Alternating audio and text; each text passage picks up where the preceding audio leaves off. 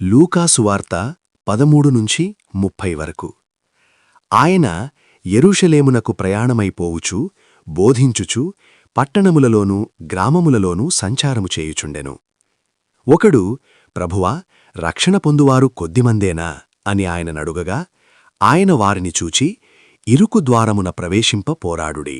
అనేకులు ప్రవేశింపచూతురుగాని వారి వలన కాదని మీతో చెప్పుచున్నాను.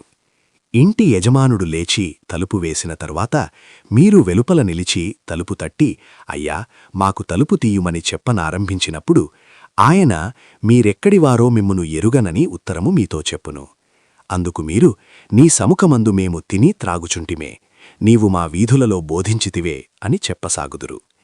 అప్పుడాయన మీరెక్కడివారో మిమ్మును ఎరుగనని మీతో చెప్పుచున్నాను, అక్రమము చేయు మీరందరూ నా యొద్ద నుండి తొలగిపొండని చెప్పును.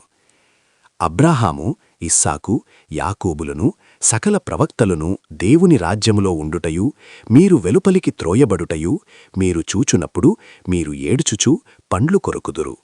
మరియు జనులు తూర్పు నుండియు పడమట నుండియు ఉత్తరము నుండియు దక్షిణము నుండియు వచ్చి దేవుని రాజ్యమందు కూర్చుందురు. ఇదిగో, కడపటివారిలో కొందరు మొదటివారగుదురు, మొదటివారిలో కొందరు కడపటివారగుదురని చెప్పెను.